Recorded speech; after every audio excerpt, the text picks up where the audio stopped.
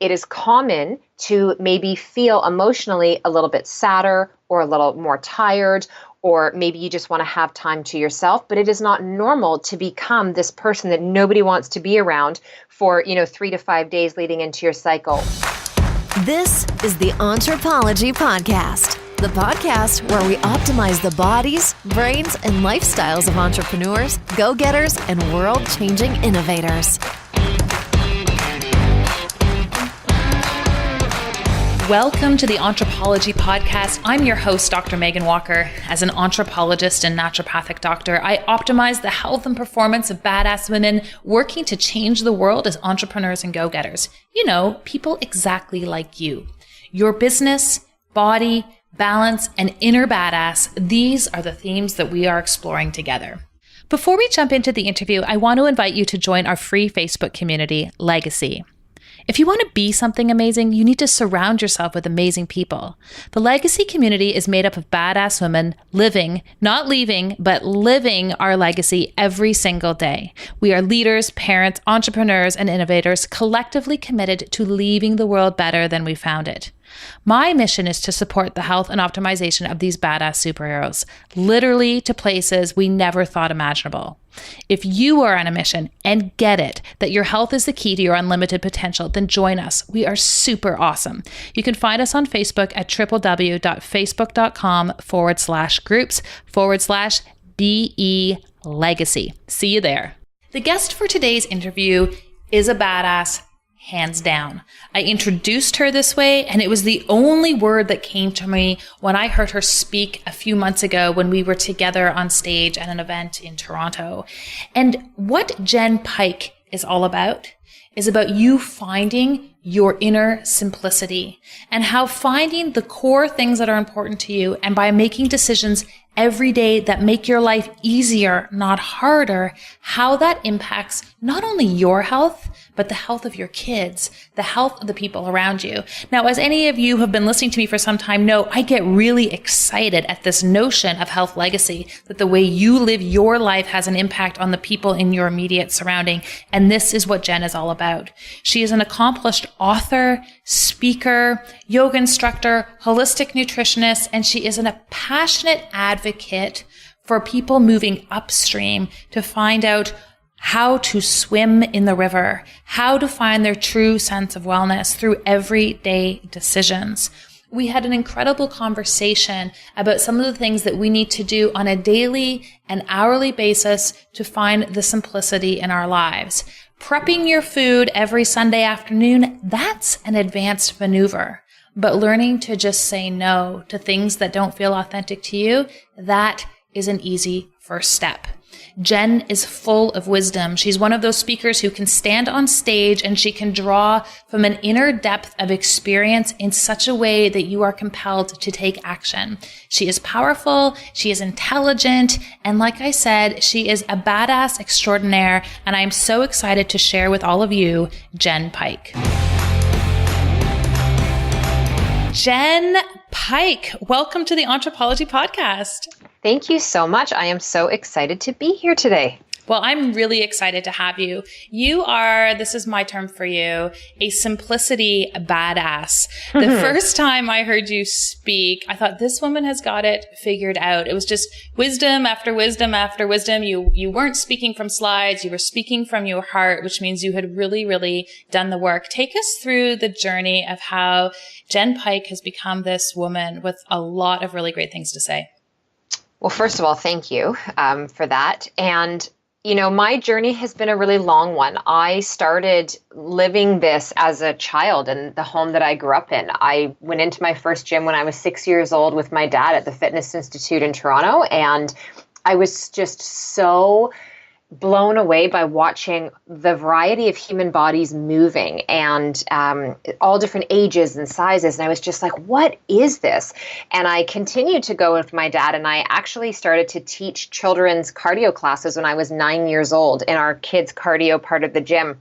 And I just loved doing it. And, I progressed into that and was still going to the gym with my dad in high school in the morning before school would start. And I knew I would end up in the industry in some which way or form. And when I started to go to school and study human anatomy and biomechanics, again, that passion just continued when I started to do personal training. I was just so fascinated by the women that I was working with, the moms primarily, because my first beginnings in the industry was working with a lot of athletes. And it's amazing to work with athletes because they will do pretty much anything you tell them to do. There's a lot of creativity there, but they all had everything really nicely bundled and set up for them. They had the nutritionists that work with them. They had the, physical therapists. They had the RMTs. They had everything connected for them. And when I would go back to the gym where I was personal training and I would work with these moms, I really was in awe that they were working their full-time jobs. They were taking care of multiple children. They were still carving out the time for themselves. And I always remember saying to myself, these women are really the athletes of everyday life. And as I started to go on in my career, people were constantly coming to me, not just for the fitness side of things, but they wanted to know how to eat. They were starting to have hormonal imbalances show up. And I knew enough, but I didn't feel equipped to be able to create these different strategies and programs for them. So I went back to school 16 years ago and became a registered holistic nutritionist. And that was mind-blowing for me. It just opened up everything. And all of a sudden, all of these dots started to connect. And the puzzles of these clients I was working with just started to come together. And then it led into me, becoming a yoga instructor and Pilates and opening up my own space and doing all of these things. And I think for me along the way, I've just really recognized that it is so much more of who we are and how we're being than what we're actually doing. And my early beginnings in my career were always focused on the doing. Mm-hmm. It was, train harder, go deeper, add more days into the schedule. It was always about what are you doing? And now it's this total opposite effect where I spend most of my time in practice and in my programming really helping women understand, like, who are we actually being? And then where is that showing up in our doing? Yeah, I really love that idea. And I was reading a book recently, The Awakened Family, and it was talking a lot about that, right? It's like as parents, we get really into and obsessed with what we can be doing with our kids. They're doing piano, they're doing this, and we don't honor or create space for that notion of being. And I know you have 2 kids. So how do you bring that being into you're going to not resonate with this word, but my audience might, the freneticness of everyday life, right? Like your kids are going here, they're homesick, you've got calls. Like how do you be and not do in those moments? Well, I think because I had been working in this industry for so long before, like I was already working in the industry for 12 years before I had my first daughter. And so when my oldest, who's 11 now, was born, she really just melded into that part of my life. Emerson's first 9 months when she was a baby weren't easy. She was a baby who literally screamed for like 9 hours a day for her first 9 months. She did not love being a little babe. And as soon as she hit developmental stages, and by the time she was walking at 9 months, she was quite a happy child. But I had this idea when I was going to have her, I was just going to like bring her in tow and I'd be able to take her to the gym when I was training clients and do all of these things. And it wasn't that way. And she was an incredible teacher for me because right there from the get-go, it taught me I had way too many things I was doing. And she came into my world with this feistiness that forced me to stay home a lot more than I wanted to and taught me how to start to be more and to be still and to be present. And with the kids now, I mean, they dance, they have hockey, but my husband and I, much I'm sure like you grew up, when we came home from school as kids, it was to be a kid. It was to be outside and to play, to hang with our friends, to be bored. And we have these conversations with our children all the time. Like, you guys don't know how to be bored. You want to be on a device all the time, or you want to be doing all the time. You need to master the art of chilling out. You need to just sit. And it's so funny because I never thought as a parent I'd actually be arguing with my child to turn on the TV sometimes versus being on like a device. Like, it's like now the TV's become the betterment of versus being on an iPad or something like that. And so we work really hard, my husband Chris and I, to try to teach them that you have to allow stillness for your body. You can't be, if you're going to have one sport, that's your sport you're doing right now. We're not doing hockey and swimming and dance and soccer all at the same time. We need to have dinners as a family more than one night a week. We need to be able to connect and actually speak with one another and not feel like we're constantly these passing ships. I was teaching last night a mother-daughter hormone workshop, and I had girls as young as 8 there. And there was about 20 little girls that were in the crowd, maybe 30. And it was interesting because we were talking about this concept and notion of how busy our lives have become. And as adults, we just look at it like we're the ones who are busy. It's our schedule that's full. It's us that's running around, being a chauffeur and going from this appointment or this practice. They feel this and take this on such a deep level. And so I asked the question, how many of you feel like you have downtime? How many of you feel like you have time to read a book or just hang out in your room or write or draw or color? And nobody put their hand up. And I said, how many of you feel like it's too fast life? You're always on the go. You are in and out of the car. You're being rushed. There's not enough time. How many of you ever feel like that? And every single little girl put her hand up. I had to pause and take a breath and kind of choke back tears because I was just like, what are we doing? Well, we're building beliefs. Mm-hmm. And I feel like the beliefs we're building are all centered around this word should. You should be doing this. You should be doing this. You should be getting these marks. You should be going here. We create this culture of shoulds. I see this in my patients. I'm sure you see this in your clients, but the notion of should and the rules around should, I find are such a challenging mindset for people. Yeah, we've grown into the society where we just constantly feel obligated. Mm-hmm. Right? But not obligated to ourselves. So how do we break that? I know you have created this teaching tool, this way of thinking, this methodology called the Simplicity Project. Take us through that and how it kind of breaks down this concept of should. And maybe those are my words. I don't know if that's really what it's about, but I suspect as we get back to simplicity, we inherently start to break off that mold and that need to live up to that word. Yeah, so the Simplicity Project book itself, it's in its 3rd edition now, but when I originally wrote it in 2012, it was, I'll tell you what it wasn't. It was not, or it is not, a diet book, a quick fix that's geared towards rapid weight loss or a temporary solution. The Simplicity Project I created to put people back in school with the subject being themselves so that they could understand and really learn what it meant to truly take care of their body from the inside out. And that all of these surfaceable things we were talking about, like wanting to lose weight, which primarily was the biggest thing that people were coming to is I just want to lose weight, realizing that the weight was a symptom, it wasn't actually root cause.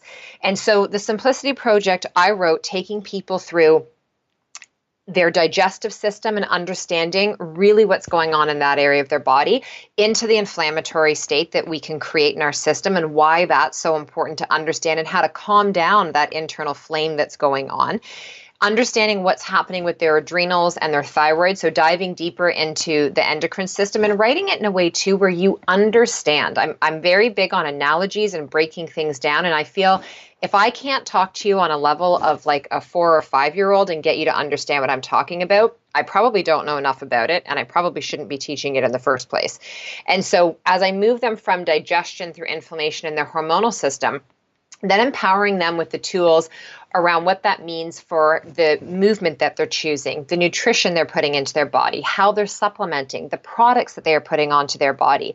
And a new concept that I had created in the book for myself and working with clients was redefining what KISS meant. No longer do I refer to that as, keep it simple, stupid. And I really don't even like that word stupid at all.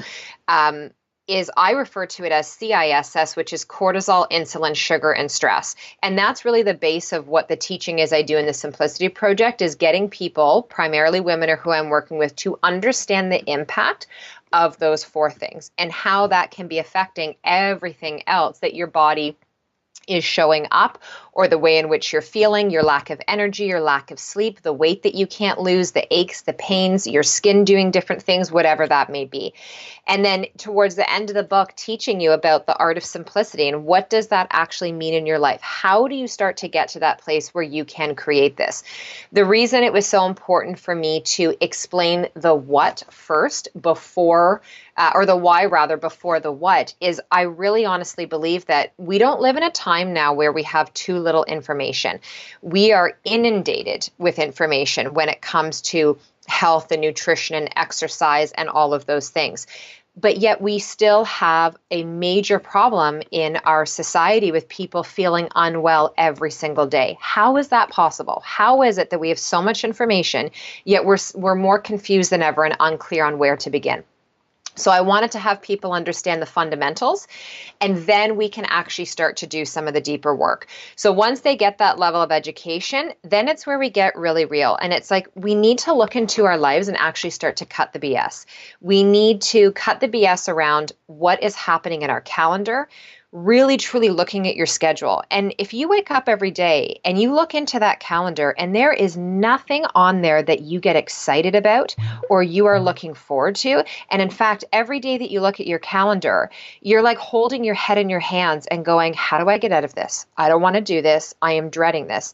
This is where we start to create that simplicity, is actually being honest with the parts that are way too complicated right now. Yeah, I love that. And that isn't even something you have to think about. We all just know what those things are. Mm-hmm. It's where you encounter that resistance. It's where you start to procrastinate. It's where you just totally avoid. Well, and I think too, it's also once somebody recognizes the things that they don't enjoy or they really wish that they didn't have to do, people kind of panic a little bit, because now you can't unfeel and unknow yourself not wanting to do those things and that you really don't enjoy it. But now what, right? Because we should on ourselves. We feel obligated. Oftentimes as mom, we feel like if I don't do it, no one else is going to. If I don't do it, it's not going to get done. Nobody else can do it as good as I do it. Or, I became a mother. I became a wife. I chose my career. I signed up for this. So it's my responsibility. How can I back out of this now?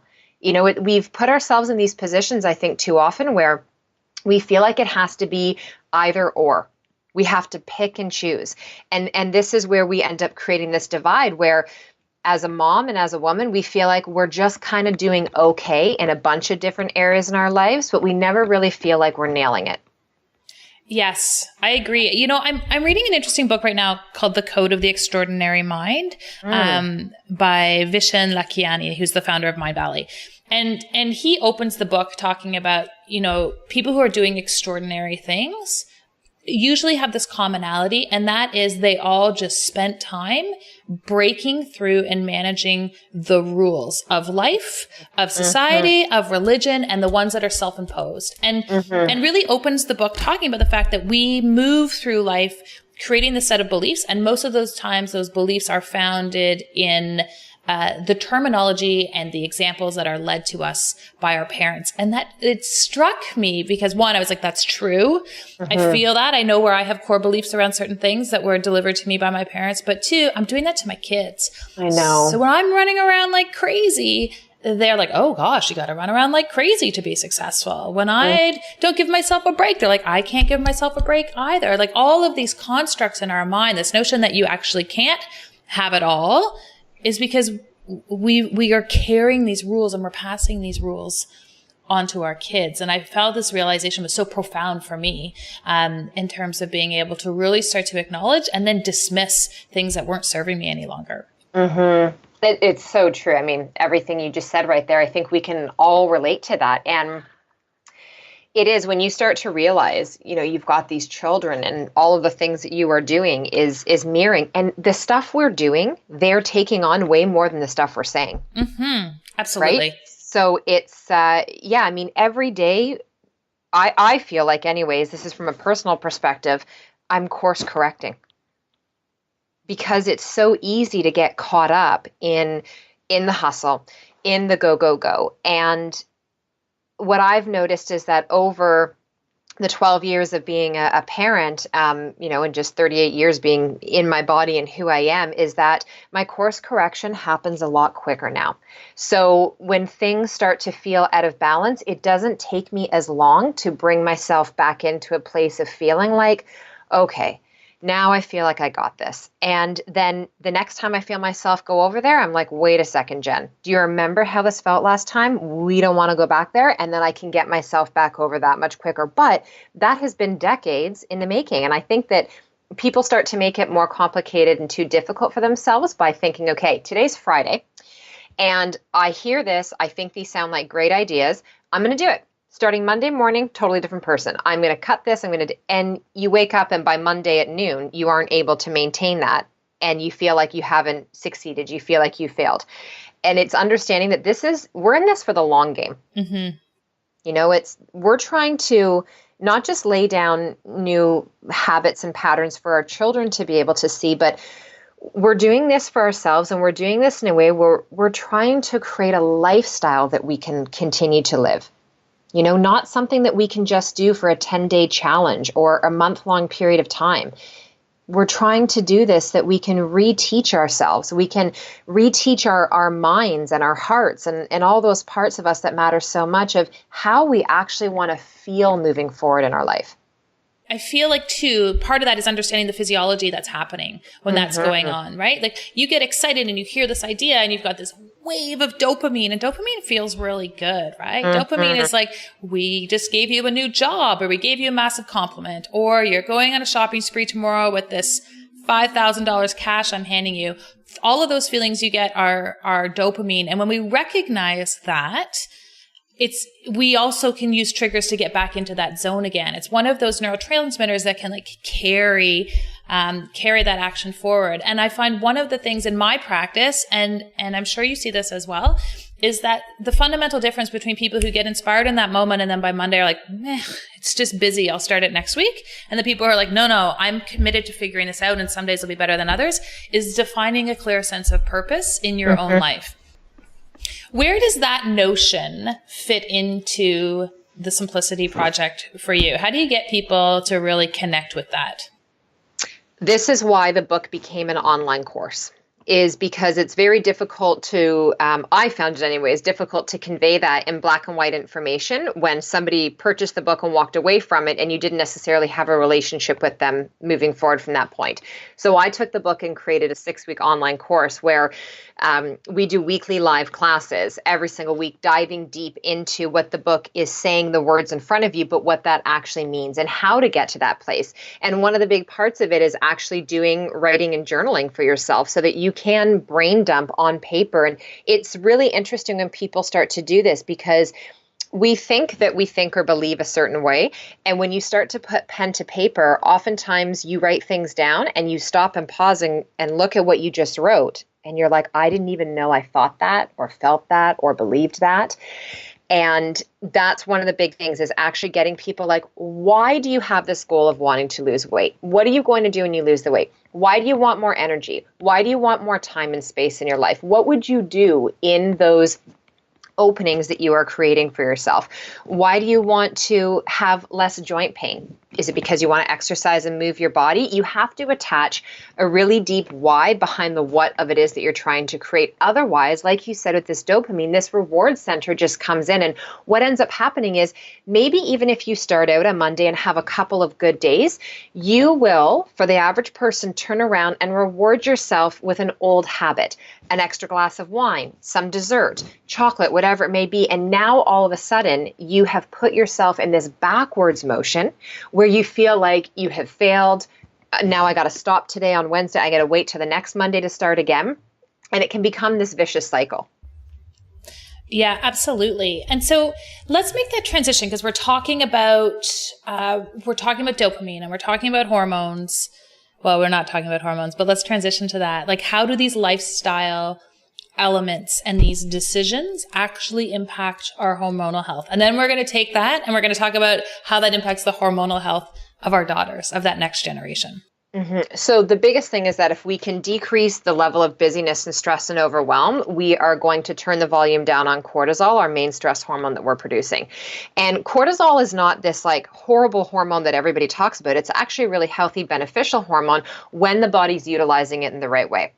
But our poor adrenals are just being squeezed every day of these busy lives that we're living. And with that, we're increasing our stress hormones that our body is producing, which is putting us in this really catabolic breaking down phase of our bodies where we are starting to notice that our immune system becomes suppressed, our ability to have our sustained energy throughout the day. Our mood is all over the place. Our cravings are through the roof. And what we would refer to as having self-control, just goes out the window, not recognizing that when you are in a battle against unbalanced hormones, cortisol is elevated, insulin is out of balance, right? Your blood sugar's not stable. Hormones like leptin and ghrelin, which leptin is our satiation hormone. It's the hormone that says, thank you so much. I've had enough. You can put the fork down. You can step away.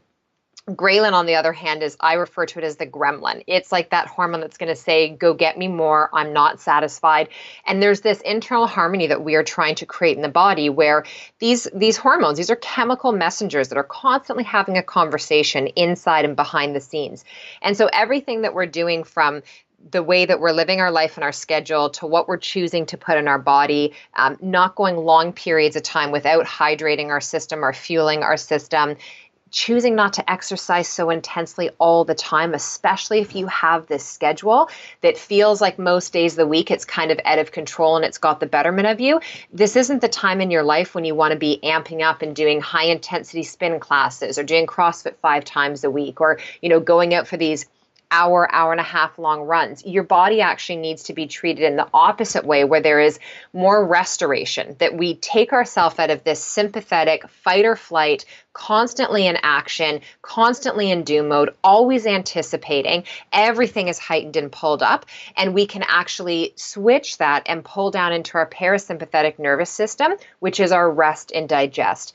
This is where we actually process, not just process the food or the nutrients you've taken in, but we process and download life and our experiences. It's where our bodies heal. It's where our tissues heal. It's where human growth hormone is produced, especially in the hours of us sleeping. So for those people that are trying to lose weight or change the composition of their bodies and achieve different physical goals, if you are not getting the rest that you need, if you are not getting the nourishment that you need, if you're still, burning the candle at both ends, you are negating all of the benefits your body could be getting and really needs to be getting to actually maximize all of the effort that you're putting in all those other areas. I love that. As you were saying that and you were talking about this is, when you're in parasympathetic or rest and digest, that's when you download the information. I pictured this person in their sympathetic state taking all these photos, and you don't actually get to save them to your computer or your phone unless you move into that rest or digest. Like the effort and the experience is lost. If we actually don't take the time for it to be integrated literally into our cells. Yeah. And it's, you can also think of it too, I'll say to people, is that if you can think of like with a Jack in the Box, how you keep cranking the handle at the back and you're winding it up and you're winding it up and the tension is increasing, and you even just witnessing this happen. And even as I'm saying it right now, your shoulders are probably coming up towards your ears and you're clenching your teeth in your jaw. You're holding your breath, all of that. And you can only keep cranking this for so long and the tension keeps building, and eventually there's that pop. And that happens, for us, it'll show up in ways of lack of patience with our children or our spouse, right? They get the leftover kind of crummy parts of us. We can't fall asleep at night. Like I said, the body's not recovering, but you do the opposite with this parasympathetic state, and the shoulders start to drop. Your breath starts to deepen. Your diaphragm actually starts to soften. The rigidity and tone of your body and your whole nervous system starts to calm down. It is a very different way of being. It's like when you get to that place, and I don't know if you practice yoga or not, but where in Shavasana, you can actually allow the weight of your body to just totally surrender and let go, instead of lying there, still contracting your muscles, thinking about your to-do list, counting down the moments until you're told to roll to your side, to sit up, quickly put your shoes back on and get out of the room. I'm laughing because I can relate to what you just described, but I was sitting with my physio this week. She's like, oh, I hate Shavasana. I just have so much to do. Like once I've stretched, I want out of there. And there's so many depths of layers to an experience. For those people who are listening, who are like, okay, great. I am inspired. I am going to change it all on Monday. I want to interrupt that thought pattern and give them something that they can actually do right now, today, to initiate simplicity in their life. What is one thing they can start to do this moment? This can't be put off. It can actually just start to happen now. Well, I know that they're going to have their phone or their day timer with them. So I would say open it up and actually look at your calendar right now. And just with your eyes, just start to identify from this aerial view looking in, what are some of these things that you are doing and saying yes to that deep down your body is actually yelling no to? And can you start to listen to at least one of those no's? Could you cancel something? Could you shift it? Could you say no? Can you be okay with maybe letting some people down so that you're not constantly letting yourself down? Can you start there? Can you maybe ask your family tonight at dinner or at the end of the day, whatever it is, what do you guys want to create and do? How would it feel if we had, 2 nights a week where we didn't have to be anywhere? What can we all do when we look into where we're going and what we have going on? Maybe where we can do a little bit less, but we can kind of feel a little bit more. I find, and I think it's because I work with so many moms, that this first layer is where we can start to soften some of what feels like it is the hardest that's going on in our life. Is to really just, listen, Megan, it's amazing for us to say, start to drink more water, make a smoothie in the morning, batch cook your food, get it all prepped, start to exercise. But for the person who is like, I don't have any time. Like, I got to be here, I got to be there, and they're so jacked up on their calendar controlling them, all of those other tips and suggestions are just going to be like this flow chart above their head, swirling and circling around. They're not going to be able to implement them or ground any of them if at the end of the day, their biggest barrier is they don't have time and space. Yeah, they're advanced moves for people if you're caught in that Totally. busyness. Yeah. Yeah. Totally. I actually think that no is one of the most generous words in the English language. Mm-hmm. And if we can practice saying it from an authentic place, knowing that when we say yes, we're just doing it to please them and satisfy some need for ourselves in that moment, when you can truly say no because you know you can't bring your best self forward, it really is an act of kindness to the person that you are saying no to. And it's an easy one to start to practice. Yes. And I think it's actually a really great thing as well, too, because we teach the other person on the receiving end of the no, we give them permission that it's okay if they ever need to do this as well, too. Absolutely. Absolutely. Which I think is such a great segue into really getting into this notion of and talking about that mother-daughter relationship with hormones, because giving other people the permission to say no and acting as a true leader, whether it's as a parent or as a teacher or as an employer, and really demonstrating that it's okay to do that is exactly the lesson that we're imparting to our daughters. Talk to us a little bit about what the Mother-Daughter Hormone Project is all about. So the Mother-Daughter Hormone Project came out of teaching the Women's Hormone Project that I teach. And so many of these women were coming to me and saying, my young daughter is starting to show some of these signs or symptoms. I don't know how to manage this in my own adult body. I have no idea where to even begin with her. Or she doesn't want to hear it from me. I'm trying to explain and give her tips and information, and she's saying, Mommy, TMI. And so I came in, and my daughter's same thing. Like, there's certain things we'll talk about, and she is just like, okay, enough. I don't want to hear anymore. And so when I teach this, I break it into phases. So I talk to them from ages 8 to about 14 of some of the changes that are going to be happening in their body, physically, physiologically, mentally, and emotionally, and paint this picture for what's going to happen, but also allowing you to redefine what's normal for yourselves. And more importantly, we have all of these signs and symptoms as a woman hormonally that are common, but that doesn't mean that they are normal. Yep.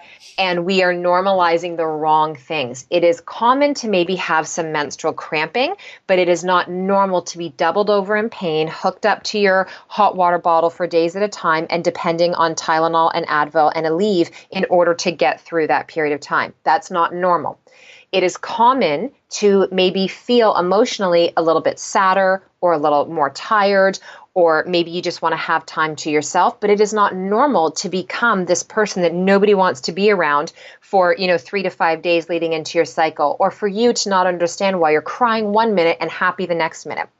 It's common to maybe have some skin breakouts leading into it, but it's not normal for us to have to be covered in cystic acne. All of these things that we're normalizing are beautiful symptoms that are trying to get our attention. These are signals coming from our body that something is out of balance. And when I'm teaching women in their 20s, 30s, 40s, and 50s about how to create hormonal harmony, really, we have to go back to educating ourselves the same way we needed to when our bodies were going through this hyperhormone period where the levels were fluctuating up and down to try and find this internal rhythm before we actually had our first bleed and menses began. And when I'm working with women who are menopausal and postmenopausal, I will say to them, we are going to support, nurture, and care for your body the same way that we needed to when you were in these beginning years and phases of your menstrual cycle. So it's really about creating an education of knowing what's going to happen and what am I going to feel.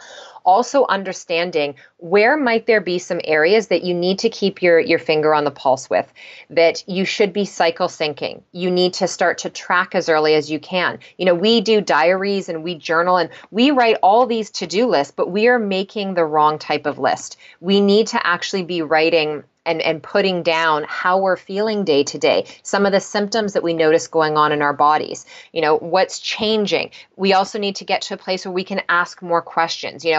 Is this change in my chest? Is this normal? Is this pain or this sensation normal? And so it has been so incredible being able to break this down for young girls, because I want to end it where I no longer have women in their 40s sitting across the desk from me who are in tears because they don't even recognize who they are anymore. They are managing their body symptoms on a daily basis. They're suffering from polycystic ovarian syndrome. They have endometriosis. They've got fibrocystic breast tissue. They have such horrible dysmenorrhea that they live half of their month in pain when they ovulate. And then when they actually have their bleed, they have horrible headaches associated with it. They're losing their hair. They have all of these things going on. And I'm not exaggerating to say that this is happening to more women than not. Oh, you're not exaggerating at all. No. Right? So somebody could be listening to this and be like, oh my gosh, she's such a Debbie Downer.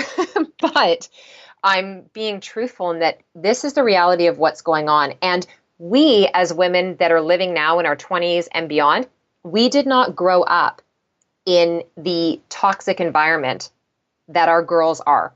The level of exogenous estrogens and xenoestrogens that are there now that are creating this extra layer of toxicity in their bodies.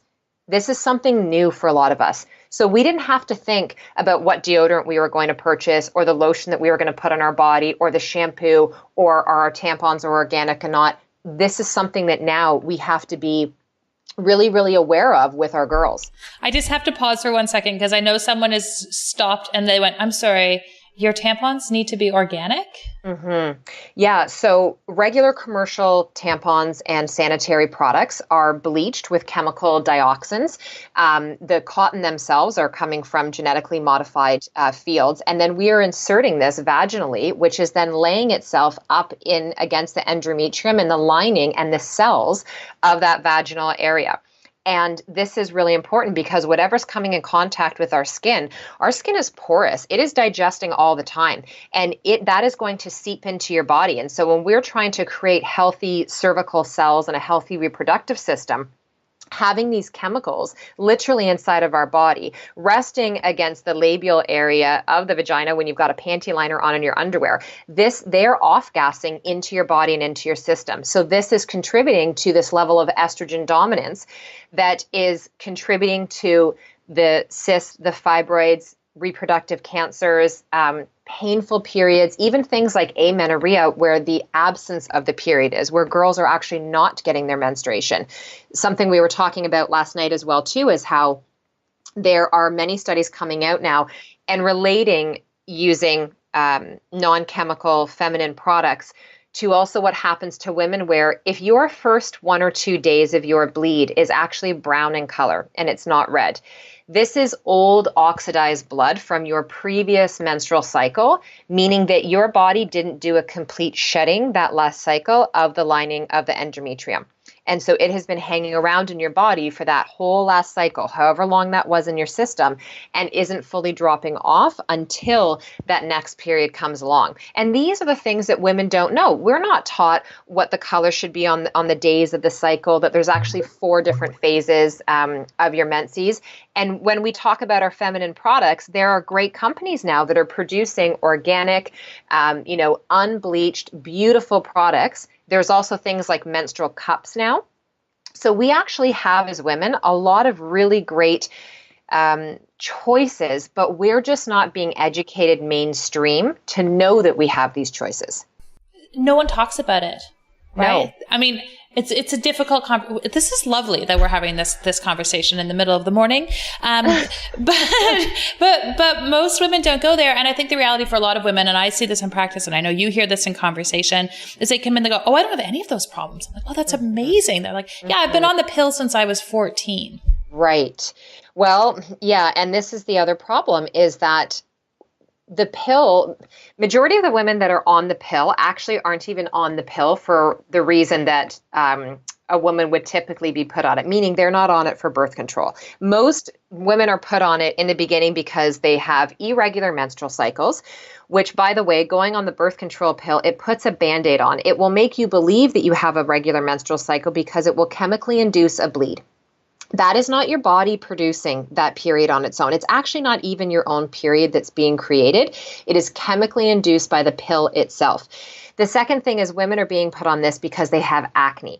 Women are being put on this because they have cysts and fibroids, or because they don't know when their cycle is coming. And there's this 3-tier approach that's used in the Western medicine and gynecological industry, where a woman will come in and present with different hormonal imbalances and symptoms. The first tier is they will be put on the birth control pill to, quote unquote, regulate their cycle. What most women will find happen is that they may have their first couple of months where they feel like, oh my gosh, like my period's not as heavy anymore. I actually feel like I can participate in life. But then they probably will start to find over the next period of months that they have some breakthrough bleeding, or their mood is all over the place. Their emotions are just crazy. And then they'll go back to the doctor, and usually the doctor will say, well, then let's try one more type of pill that has a lowered amount of whatever it may be, a lower progesterone amount or whatever. Then that doesn't work. They go back. Then the next phase is typically talking about doing a cervical ablation, where they actually cauterize, they burn off the extra thickened lining of the endometrium to decrease the flow and the heaviness and the pain and the clotting of the menstrual cycle. That, if it does work for a period of time, will only last for a period of time. But when we go in and we cut something off, or we take something out, or we burn it off, we do not address the root cause. Why was this happening reproductively? How did this start off in your system? And so over time, that that endometrial lining will start to thicken again. The pain will be worse this time, because when you go in and ablate, you actually lay down scar tissue for your body to heal. So that's going to contribute to it. And then the third phase for women, if those things aren't helping them, which they most likely won't, is now your doctor will start to talk to you about a partial or a radical hysterectomy. I told you guys she was badass. This is the difference, right? This is the difference between saying, and every woman is at a crossroads at this point where they go, I am going to go upstream and figure out how to swim. Or I'm going to be okay with the incessant throwing and catching of life jackets until eventually someone pulls me out of the water unconscious. And you can decide which route you want to take. Yeah. And I think this is a huge part of your message, that you actually have this control. When we break down some of these beliefs, when we move past should, you actually have control. I love what you're doing, Jenn. What do you want your legacy to be? I want to be known as somebody who changed the quality of the conversations and the questions that we are asking girls and women, and that I was part of a ripple that created both self-permission and societal education for women to know everything that we just talked about, and not just know that there is another way, but what that way actually is. Right. And it's not always about being the alternative or breaking the rule. It's really about giving yourself the tools to be able to make decisions on a daily basis that impact your health. You have so much more control than you even know. How would you define health? For me, health is a really calm connection within your body. So that when you have that calm connection within, that for me is what leads to energy, joy, resiliency, and feeling like I've created balance in my life and in my body. Each month, I'm featuring a new anthropology quiz to help you unlock and uncover some of the physical performance blocks that may be holding you back from your true potential. When you know better, you can do better. To learn more or to take the quiz, head on over to meganwalker.com/anthropology quiz. What a great way to transition, because I think a lot of people will resonate with that, right? They're like, yes, I would like that too. And we talked a lot about mindset, and we talked about beginnings and where we can get started. But in the second part of our interview, I ask everyone a core set of questions. I call these key performance indicators, or KPIs. So just like we have them in our business, I believe we have them in our life as well. And it's an opportunity for people to get a sense of what are some of the things that you actually do in your life and in your world to support this lifestyle. So if you are ready for it, I've got 6 quick questions for you. All right. First one, do you have a consistent morning routine? And if so, can you share it? I do. So most of my mornings start with exercise. So I alternate between doing strength training and yoga in my mornings. And when I get back, I make a really great elixir, which I share all of my recipes on Instagram and on Facebook under Jenn Pike. And then I write in my 5-minute journal. Brilliant. Simple. Mm-hmm. Fiction or nonfiction? What are you reading right now? Oh, definitely nonfiction. In 45 episodes, I have yet to drag a fiction out of a guest. What are you reading? Right now, I'm actually reading The Untethered Soul for the second time. Oh, so good. It is such a good book. Yes. What is the one thing you are most consistent with respect to your health? What I put in my mouth. It's nutrition. Right, because it matters. Yeah, it does. And it matters because I feel the difference immediately. What is something totally badass about you that people would not otherwise know? Oh, badass about me. You have to pick one. I don't know if this is badass or not, but I think maybe it's the antithesis of it, because everyone thinks everything I do is badass, but I really love The Young and the Restless, and that's what I do at 4:30 p.m. every day. Good. Yeah, see, there's no should there. That is amazing. That just gave a whole huge subsection of the population permission to fill in the blank. Brilliant. Yeah. What do you do for fun or play? Oh, we have dance parties in our house. Music and dance. And, and I love a really good glass of organic red wine, and to just, catch up with my husband. Lovely. And last question for you. Entrepreneurism. Are we born this way, or do we learn to become entrepreneurs? I do honestly believe that there is some innate knowing and us on a cellular level. I think we're born with it, but I believe that when you're inspired by the right people, it is something that you can groom and develop and hone in. Great answers. I love it, Jenn. Tell us where people can find out more about what you are up to, because you are up to a lot. Yes. Well, the next round of the Hormone Project, which is a 10-week course that I teach specifically to women and their girls about the endocrine system, starts on January the 29th of 2018. Socially, they can stay in touch with me through the website, jennpike.com. It's 2 N's, or Instagram, Jenn Pike, and Facebook, same thing, Jenn Pike. Great. And we'll have all of these links in our show notes. We'll make sure that people can find you. You've got a lot of stuff happening in 2018. You're making a dent on the world. Jenn, it was such a pleasure to have you. Thanks for being here. Thank you so much for asking me. If you enjoyed our conversation and would like to hear more, head on over to Stitcher or iTunes and subscribe to the Anthropology Podcast. We would also really appreciate a quick review. When people have their health, they can change the world. Let us keep you healthy and you go change the world.